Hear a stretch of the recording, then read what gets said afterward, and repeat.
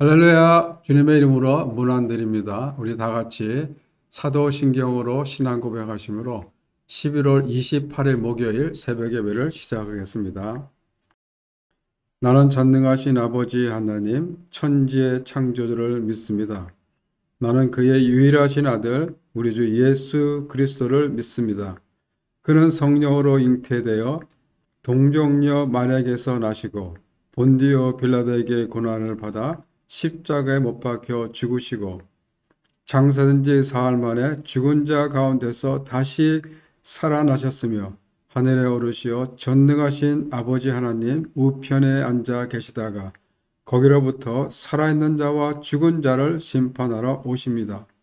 나는 성령을 믿으며 거룩한 공교회와 성도의 교제와 죄를 용서받는 것과 몸의 부활과 영생을 믿습니다. 아멘. 하나님 감사합니다. 오늘도 귀한 하루 주시고 또 이 시간 저희들 예배 자리로 나오게 하시니 감사를 드립니다. 저희들 오늘 하루도 살아갈 때 주님이 내 삶의 주인 되심을 고백하며 예수 그리스도의 사랑에 빚진 자들로서 부르심에 합당한 삶을 살게 하여 주시옵소서. 오늘도 귀한 말씀 주심을 감사드리며 예수님 이름으로 기도합니다. 아멘.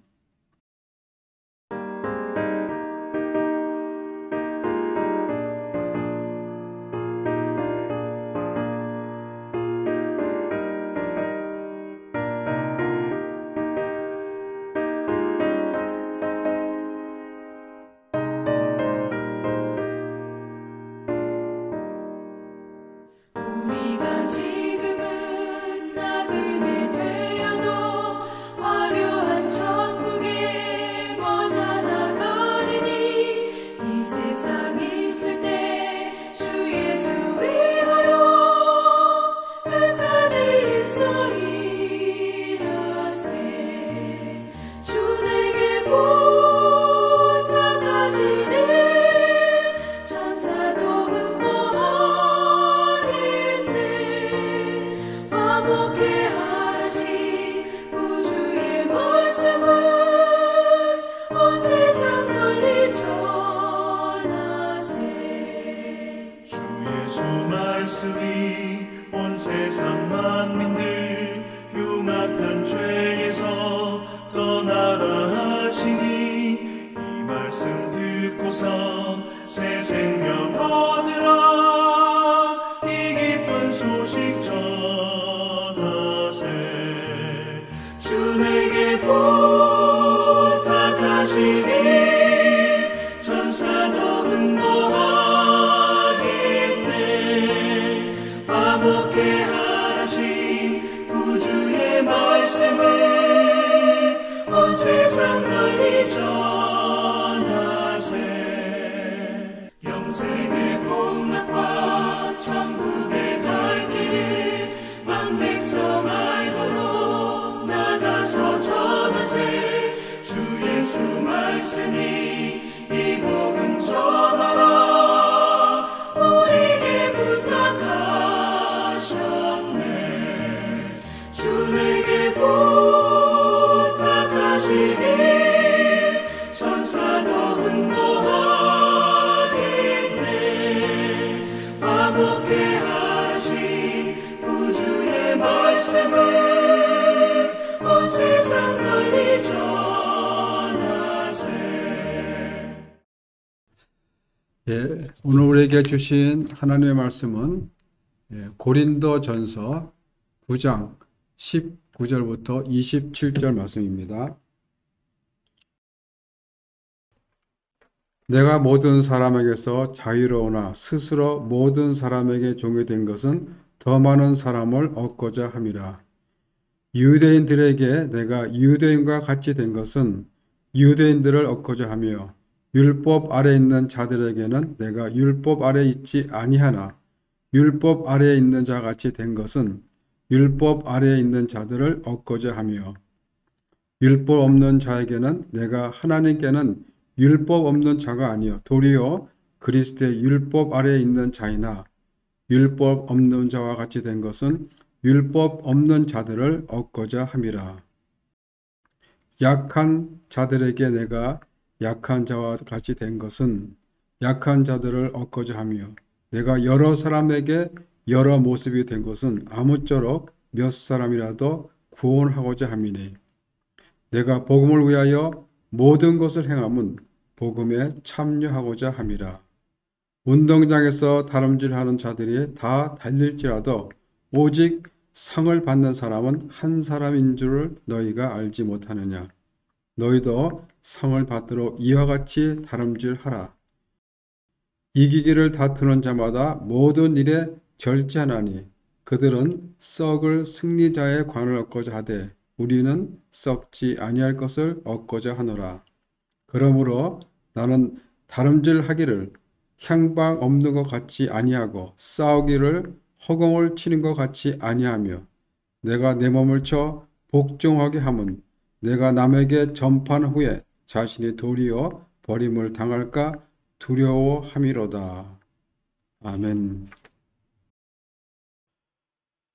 우리가 사도 바울이라고 하면 위대한 복음 전도자라는 것을 잘 알고 있습니다. 오늘 본문을 읽어보면 바울은 정말 예수 그리스도의 심장을 가진 사람이며 진정한 복음 사역자다라는 것을 우리는 다시 한번 보게 됩니다. 오늘 본문은 바울의 간증이라고도 볼 수 있습니다. 오늘 본문의 짧은 구절 속에 죽어가는 한 영혼을 어떻게 해서라도 더 많이 구원하고자 하려는 그 바울의 심정을 볼 수 있습니다. 19절에 보면 내가 모든 사람에게 자유하였으나 스스로 모든 사람에게 종이 된 것은 더 많은 사람을 얻고자 함이라. 바울은 한 사람에도 더 많이 얻고자 모든 사람의 종이 되어 섬기는 위치에 있었던 것입니다. 그는 예수 그리스도를 주로 고백한 그 후로부터는 누구에게도 종속되지 않은 자유인이었습니다. 또한 복음을 증거하기 위해 하나님께로부터 보내심을 받은 사도였습니다.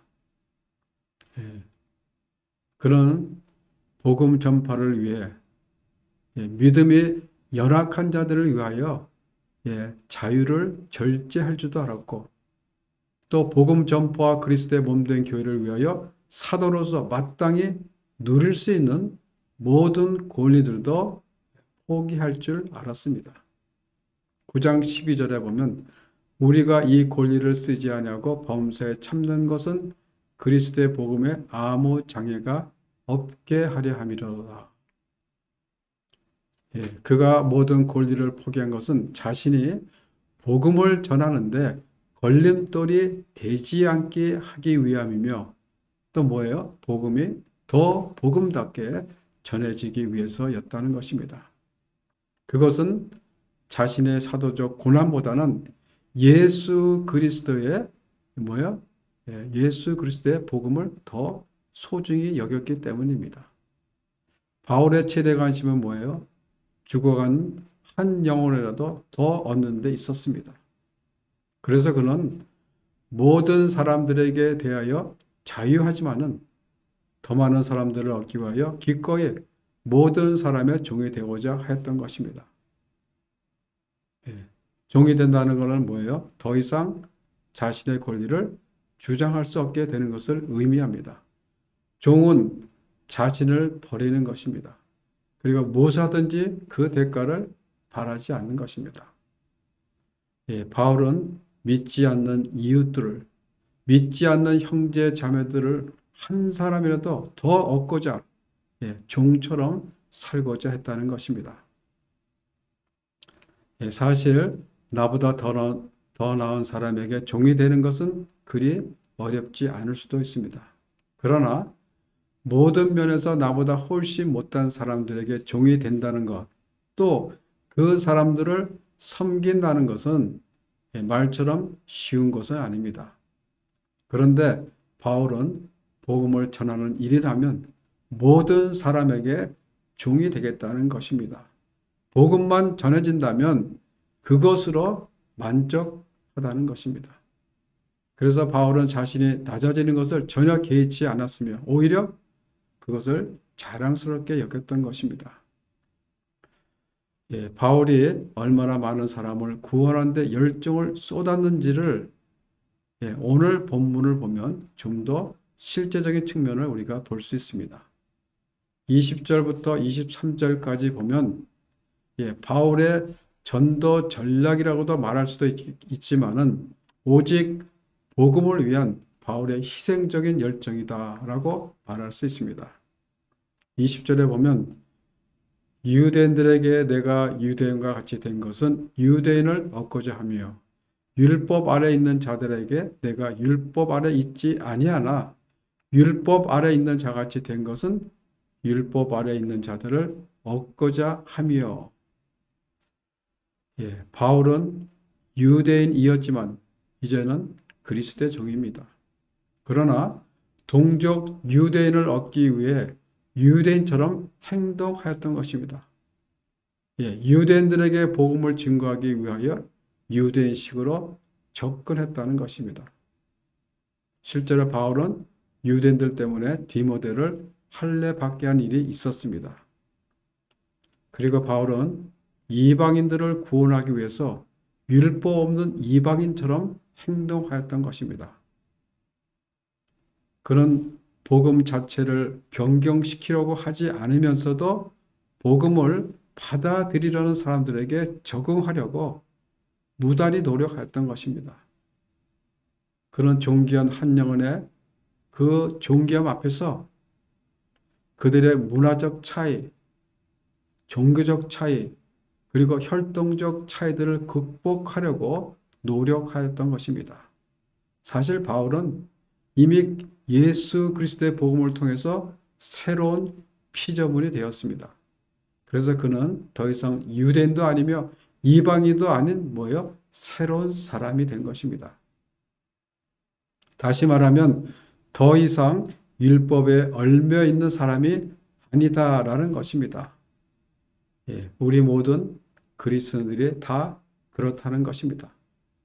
바울은 복음을 전하기 위해서라면, 더 많은 사람을 구원하기 위해서라면 모든 것을 기꺼이 다 하였던 것입니다. 그는 율법 아래 매일 필요가 없는 자유인이었지만은 유대인을 구원하기 위하여 율법을 지키기도 했으며 또 이방인들을 구원하기 위하여 율법에 어긋나지 않는 그 범위 내에서 이방인의 문화에 맞게 그렇게 행동하였던 것입니다. 바울은 복음을 듣게 될 사람들, 또 복음을 들어야 할 사람들의 처지와 그 상황에 맞게 여러 가지 모습으로 접근해 갔던 것입니다. 그리고 개인의 자유를 절제하며 사도적 권리까지 포기하며 모든 사람들의 종이 되었던 것입니다. 이것이 존귀한 인간의 그 영혼을 구원하기 위해 자신의 모든 것을 바쳐 희생하며 헌신하는 바울의 모습인 것입니다. 바울의 삶은 복음 그 자체였습니다. 그래서 그의 삶의 목표는 뚜렷합니다. 23절에 보면 내가 복음을 위하여 모든 것을 행함은 복음에 참여하고자 함이라. 그의 삶의 목표는 어떻게 무엇을 하든 복음을 위해서라면 모든 것을 행하였던 것입니다. 바울의 삶의 원칙은 결코 추상적 구호에만 그친 것이 아닙니다. 복음이 그의 삶에서 최우선이 되게 하기 위하여 그는 기꺼이 자신의 자유와 권리를 포기하였을 뿐만 아니라 자신의 개인적 삶의 모든 부분이 이를 위해 들여지도록 철저한 자기 훈련을 하였던 것입니다. 그래서 바울은 이를 나타나기 위해 예수 그리스도를 위해 달려가는 자신을 고린도 사람들에게 익숙한 운동 경기인 달리기와 복싱을 비유로 말씀하십니다. 이 두 종목의 공통점은 뭐냐?